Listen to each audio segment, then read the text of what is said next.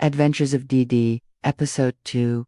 She could bear sleep. In fact, she kept tossing and turning at 3 a.m., thinking if she would get this travel document. This was important to her not only because it was her first major travel out of West Africa, where she was from, but also a rare opportunity. Finally, she drifted off a little and was up by 7:45 a.m. She felt sleepy and restless, but she had to start her day. She started by spending time reading the Bible and praying, very hopeful that something positive was going to happen concerning her travels. She plans going to the embassy for where she wanted to travel but decided against it. She made calls, asking, searching for help, searching for old documents that could help, but found nothing helpful. She looked at the time.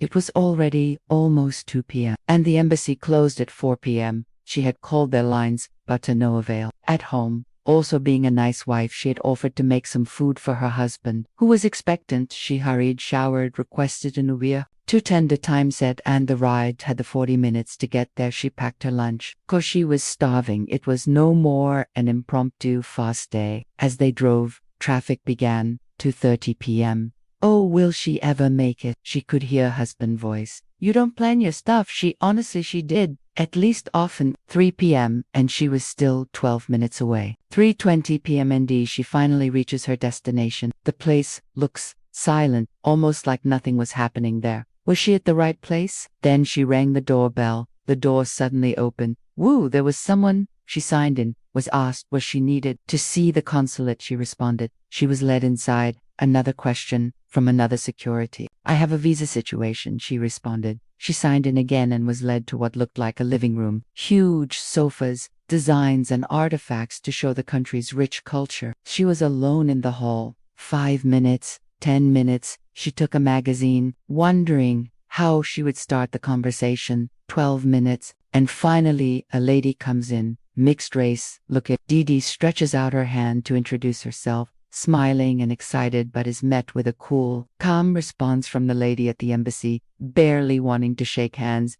Dee Dee thinks COVID is over. What's the fuss? But she keeps smiling, making her inquiries but slightly changing the question. She gets a very quick response and decides that she wasn't going to push. She leaves, still trying to engage this lady. The security smiles and shows her another office that can help her, but it's already past 4 p.m. and she won't be able to make it. So she decides to go to the market and buy items for her business, and even with that she couldn't buy the things she needed, because gosh, whoever made money so important, whoever made all these strict rules of traveling wherever you wanted, is this not the footstool of the Most High who is my father? She manages to get to work and the lights are off. Oh, Africa and light. Why does Europe have stable lights in us? So many questions. Just then she meets a colleague who starts talking a lot on an issue. She decides to hear her as this colleague gets so dramatic explaining and cracks Dee Dee up. Dee Dee speaks to her connect, whom she hopes can really help her with this travel thing.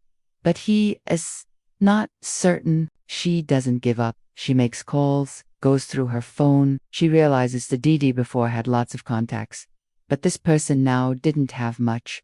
As she scrolls through her phone, she realizes your network is really your net worth. All she saw on her phone was suppliers, customers, names of people she had spoken to during evangelism. The few people she thought could help couldn't or didn't. Lesson of the day. A Christian too needs to strengthen your network. It's important, in and outside church. Don't just have contacts. Build relationships with them. As Dee Dee lay to sleep, she caught that the trip was just in 2 days.